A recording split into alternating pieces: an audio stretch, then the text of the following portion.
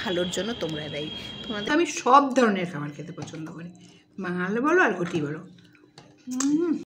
এই না থ্যাঙ্কস।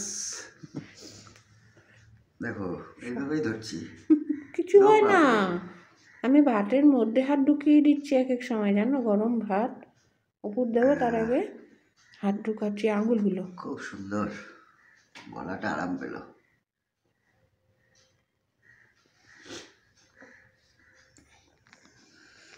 সকাল সকাল এত রোদ আমাদের বাড়িতে, কি বলবো বলো। চলো দেখি কি খবর। ও বাবা, আর পারা যাচ্ছে না। কোথায় সূর্যদেব উঠে গেছে, অথচ এখনো রোদ নেই, ঘন কুয়াশা। ওরে বাবা রে, সবার সাথে সাথে গাছগুলোরও কঠিন অবস্থা, কুঁকড়ে গেছে পেটের মতো। সুপ্রভাত বন্ধুরা, আশা করি তোমরা সকলেই ভালো আছো। এই একটু এলাম এখানটায়, ওকে চা করে দিয়েছি, এখন এসছি একটুখানি, ভাবলাম যে দেখি সকালে কি সূর্যদেবের অবস্থা। যাচ্ছে তাই অবস্থা। আর সেই মোটা একখানা চাদর, এটা যেন এখন আর ছাড়তেই পারছি না, সবসময় গায়ে পরে রাখতে হচ্ছে, এত ভালো লাগছে। তা চলো শুরু করছি আজকের ব্লগ এখন থেকে। আশা করি তোমাদের এই ব্লগটা পছন্দ হবে। আর যারা আমার চ্যানেলে নতুন এসেছো তারা প্লিজ আমার চ্যানেলটিকে সাবস্ক্রাইব করে রাখো। দেখা হচ্ছে কিছুক্ষণ পর। আজ রান্না করব ফুলকপি, আলু, মটরশুঁটি, টমেটো আর এই লম্বা লম্বা কাঁচা লঙ্কা দিয়ে সুন্দর করে রুই মাছের ঝোল। প্রথমেই এই বিভিন্ন সবজিগুলো কেটে নিলাম, আর যেহেতু নতুন আলু সেই জন্য পেছন দিয়ে একটুখানি আলুর খোসাগুলো তুলে নিলাম। এটা বটি দিয়ে খুব ভালো করা যায়, আমি যেহেতু ছুরি দিয়ে কাটি তা সেটা দিয়েও এরভাবে পিছন দিয়ে কেটে নিতে পারো। সমস্তটা মশলা আর জিরে আর ধনে গুঁড়ো দিয়ে সমস্ত সবজিটা তেলের মধ্যে ভালো করে ভেজে নিয়ে মশলার জল দিয়ে দিলাম, আর তারপরেই দিয়ে দিলাম ভেজে রাখা মাছগুলো। আর নামানোর আগে একটুখানি আমি গরম মশলার গুঁড়ো দিয়েছি। দারুণ হয়েছে খেতে। আজকে আর ধনে পাতা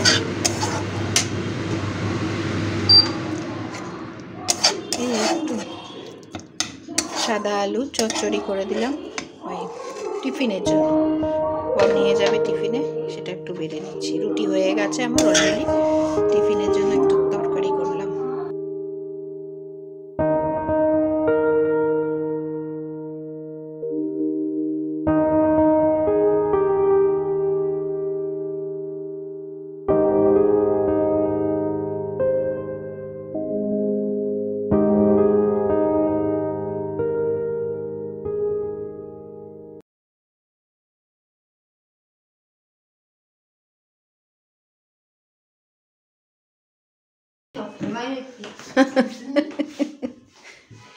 আমাকে তোমরা সবসময় কেন বলছো? ঠিক আছে, মাছের ঝোল। লঙ্কা দেবো একটা, কাঁচা লঙ্কার সাথে। লঙ্কাগুলো একদম ঝাল নেই, তোমার তো সাহস কম বড় না, বাজার করতে গিয়ে আমার লঙ্কা কামড় দিয়ে দেখে নিচ্ছ। দেখেন দেখেন, আপনি তো ঝাল চাইছেন, কত ঝাল দেখেন। এই মানে কঠিন ব্যাপার, লঙ্কার ঝাল দেখার জন্য তুমি বলে লঙ্কা কামড় দিয়ে নিলা। কি এরকম কেউ করে না। কানপাট্টি গরম হয়ে গেল। কানপাট্টি কাকে বলে? কান কান। ঠিক আছে, সল্ট নিয়ে নিস লাগলে। এখন অনেকটাই বেলা হলো, সব শেষ টেস করে, কিছুটা, সব নয় কিছুটা শেষ করে নিয়ে এখন যাব পুজো করতে।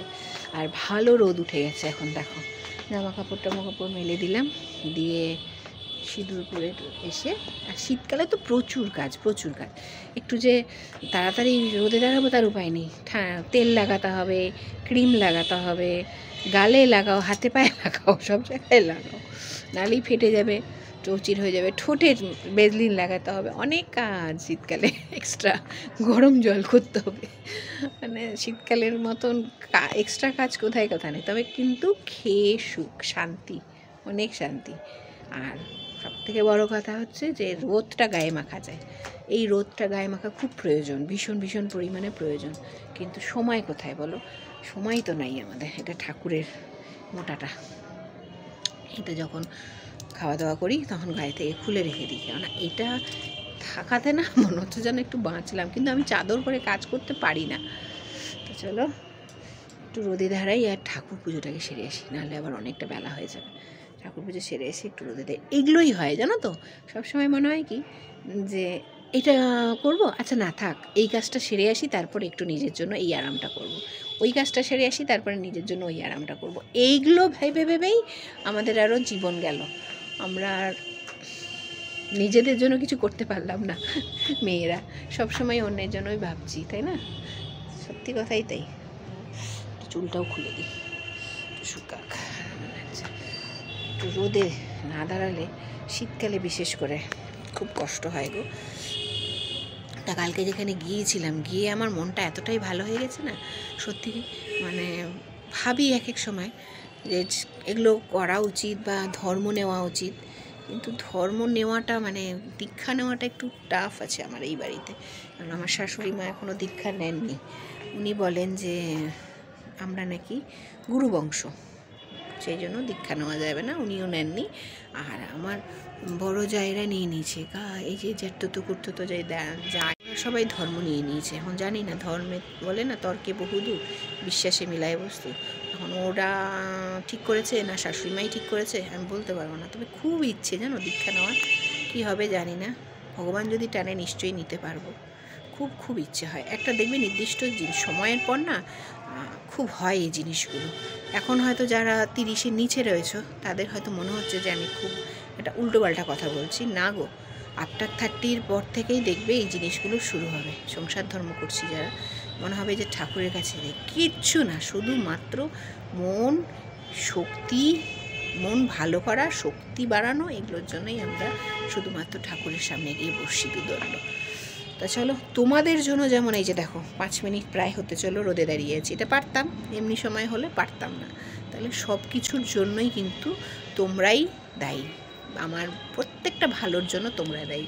তোমাদের সাথে এই কথাগুলো বলছি দেখেই আমি এখানে 5 মিনিট ধরে রোদে দাঁড়িয়েছি। আর এটা যদি না করতাম, আমি যদি ইউটিউব না করতাম, তাহলে কি আমি এখন দাঁড়াতাম না? আমি এখন ঠিক ঠাকুর ঘরে চলে যেতাম সব কিছু ফেলে রেখে, কিন্তু করলাম না। কী করলাম? একটু ভিডিও করার জন্য, মানে নিজের কাজের জন্য আমি এখানে দাঁড়ালাম। আর সেটা করতে গিয়ে কিন্তু অনেকটাই রোদ লেগে গেল গায়ে। তাহলে কোনো কিছুর সাথে কোনো কিছু কীভাবে জড়িত দেখো। চলো আর বক বক করবো না, আর তোমাদেরও বুঝাবো না, তোমরা আশা করি বুঝে গেছো ব্যাপারটা, যে সব কিছু ভালোর পিছনেও কিছু না কিছু একটা কারণ যুক্ত থাকে। মানে খারাপের পেছনেও কোনো কারণ যুক্ত থাকে, কোনো ভালোর পেছনেও কোনো না কোনো কারণ ছাড়া ভগবান কিচ্ছু করে না। এই যে দেখো, ওই যে আজ শনিবার, ওইদিকে একজন মুসলমান মানুষ আছে হ্যান্ডিক্যাপ, সে এ পাড়ায় আসে, শুনতে পাচ্ছ কি না জানি না, একটা গান। সে ভদ্রলোক গান ওই হুইল চেয়ার চালিয়ে এসে ভিক্ষা নেয়। চলো একটু দিয়ে আসবো তাকে নিচে গিয়ে, রাখছি। এটা হচ্ছে টক পালং, অনেকেই আর কিন্তু এই ডাঁটগুলো ফেলবে না।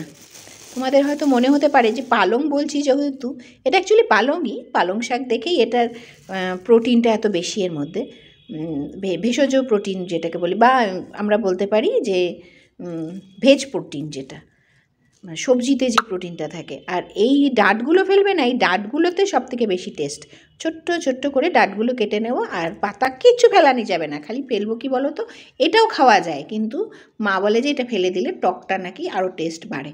তাই এই দেখো, এই হচ্ছে এইভাবে সবটা ছোট্ট ছোট্ট করে কেটে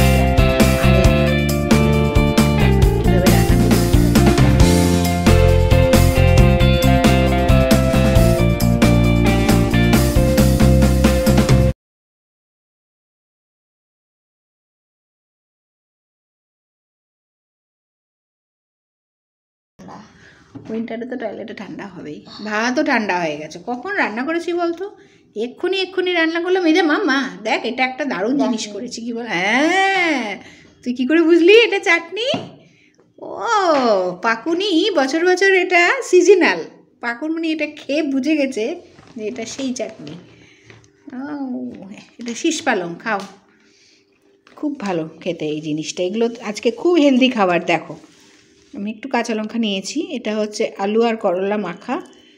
বর তো শুধুই করলা মাখা খায়, আমি একটু আলু নিয়েছি তার সাথে, একটা অর্ধেক দুজনে, আমি আর মেয়ে। মেজো আম্মার বাড়িতে, অনেকগুলো মেজো আম্মার বাড়িতে গেছে। হ্যাঁ, অনেকগুলো বাড়িতে গেছে। না, অনেকগুলো বাড়ি না, মেজো আম্মার একটাই বাড়ি।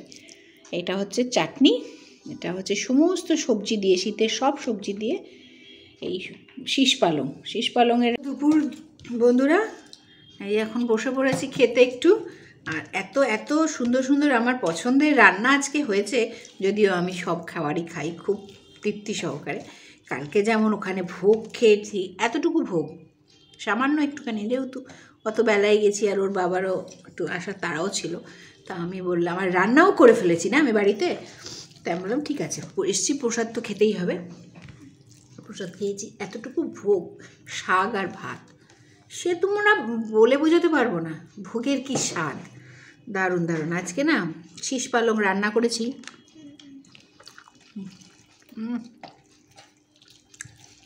দারুণ হয়েছে, দারুণ। জানি না তোমরা কে কীরকম করে খাও।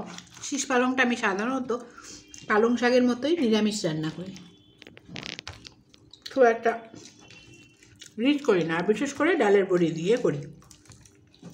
পালং শাক যেমন করে, খালি ডিফারেন্সটা কোথায়, সেটা হচ্ছে আমি পালং শাকের তরকারি করলে পাঁচ ফোড়ন দিই, কিন্তু দেখবে তার মধ্যে আমি একটু সর্ষে বাটা দিই। সর্ষে বাটা দিয়ে যদি পালং শাক রান্না করা হয়, শীষ পালং রান্না করা হয়, তার স্বাদটা অনেকটাই বেড়ে যায়।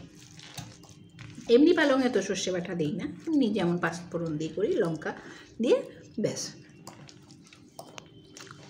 কিন্তু শীষ পালংটা আমি রান্না করি সর্ষে বাটা দিয়ে। এই ধরনের খাবারগুলো আমরা বাঙালরা খুব কম খাই, ভীষণ।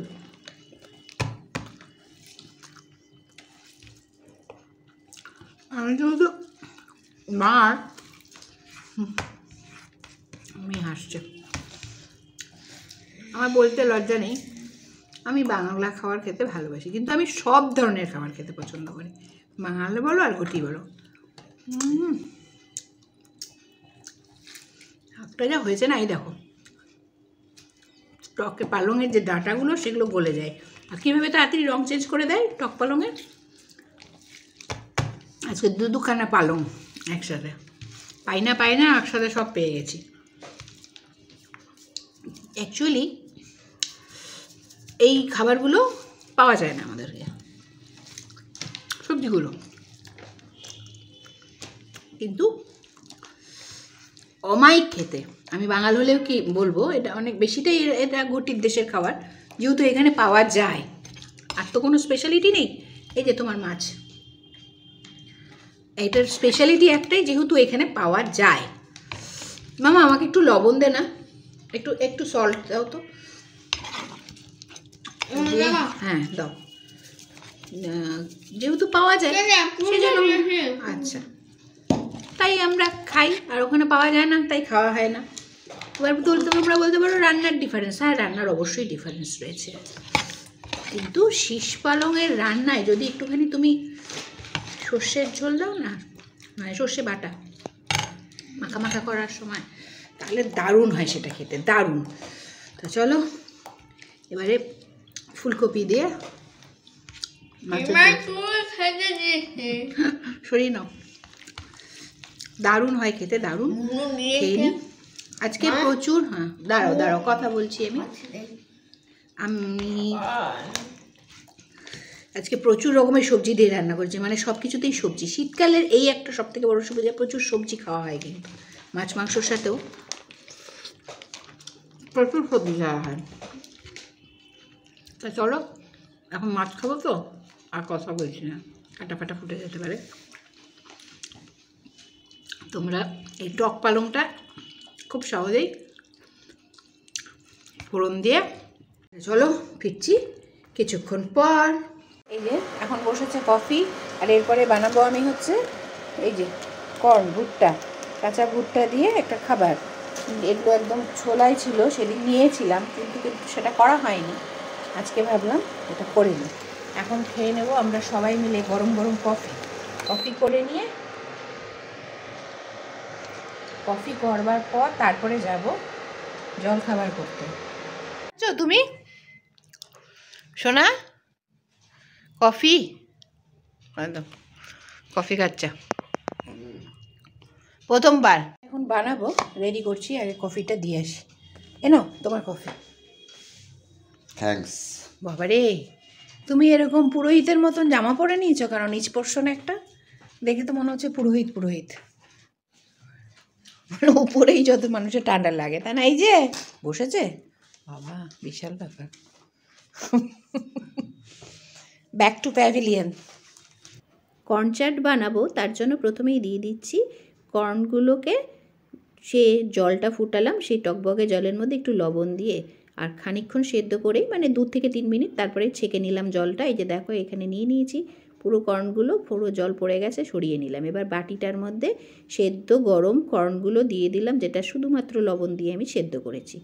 আর এখন এর মধ্যে দিয়ে দেব হালকা করে বিভিন্ন মশলা, একটু চাট মশলা, একটু বিট নুন, ঘরে যদি চিলি ফ্লেক্স থাকে তাহলে একটু চিলি ফ্লেক্স, এখন আমার যেহেতু ছিল দিয়ে নিলাম, না থাকলেও না দিতে পারো, বা বাচ্চারা খেলে স্কিপ করতে পারো, আর সাথে একটু বাটার। রেডি। হ্যাঁ, এদের সুন্দর সুন্দর কর্ন চাট।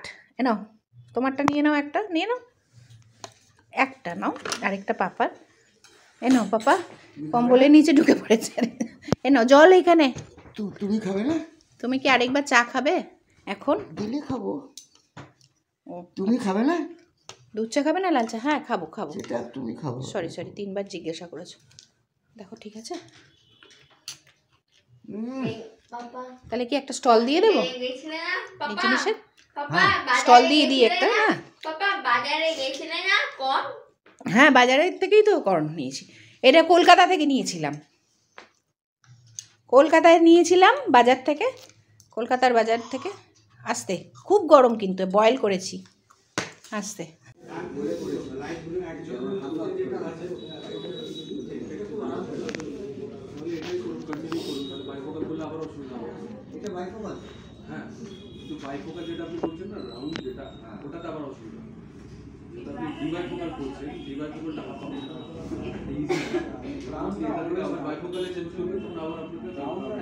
ফিরলাম, দেখলেই যে দোকানে গিয়েছিলাম আর কিছু বাজারপত্রও করে নিয়ে আসলাম। এই যে পেঁয়াজ, রসুন, আদা খানিকটা লাগবে, সে কটা নিয়ে আসলাম। মেনলি গিয়েছিলাম হচ্ছে বরের চশমা, ডাক্তার দেখানো হয়েছে, দেখেছো তোমরা, বরের চশমা বানাতে দিতে। এ ভদ্রলোককে যতক্ষণ না তুমি আমি কিছু করে দেবো ততক্ষণ সে মোটেই নিজের জন্য কিছু করবে না। চোখটা দেখানো হলো কী কারণে বলো তো তোমরা? চোখটা তো দেখানো হয়েছেই ওই জন্য, জানি না। তারপরে যাই হোক, ধরে বেঁধে আজকে মেয়েকে একটুখানি পড়ানো টড়ানো হলো, খাওয়া দাওয়াও কমপ্লিট হলো সন্ধ্যাবেলা। তারপরে এই যে প্রায় 7:30, দোকান বন্ধ হয় গিয়েছিলাম হিমালয়াতে, তোর চশমার ফ্রেমটা আর চশমা পাওয়ারটা দিয়ে আসলাম পছন্দ করে একদম। দেখো 1 সপ্তাহ পর দেবে বলেছে, যদি চলে আসো ফোন করে দেবে, তার আগে আসলে। নিয়ে নিলাম অল্প কিছু জিনিস। আরেকটা যেটা জিনিস মেনলি দরকার ছিল সেটা হচ্ছে এই যে পকেটের মধ্যেই রেখেছি, মেয়ের জন্য একটুখানি চকলেট বলছি, পাঁচ মেয়ে তো চকলেট খায় না। আর এই একটা কানপাট্টি, এইটা হচ্ছে কানপাট্টিই বলে, ওই যে মাথায় যে টুপিগুলো পরে ওই জিনিস, একদম ব্ল্যাক কালারে নিয়েছি। এটা মেয়ের জন্য আনা, মেয়ের খুব খুঁজে টুজে তারপরে আমার এটা আনলাম মেয়ের জন্য। তা চলো আজকের ব্লগটা তাহলে আমি এখানেই শেষ করছি, কারণ এখন রাতে রুটি করব, রাতের একটু কষা কিছু করতে হবে, হয় আলুর দম, নয় আলুর তরকারি, নয় বেগুনের কিছু একটা করতে হবে রুটির সাথে খাওয়ার জন্য। আর তার সাথে সাথে গরম গরম ডিমের অমলেট, কারণ মাছ যা ছিল সবার হবে না। তো চলো দেখা হচ্ছে আবার নতুন আরেকটি সকালে, নতুন একটি ব্লগে তোমাদের সকলকে সাথে নিয়ে। ততক্ষণের জন্য সকলকে ভালো থেকো, সুস্থ থেকো, আর এখন জানাই সবাইকে শুভরাত্রি।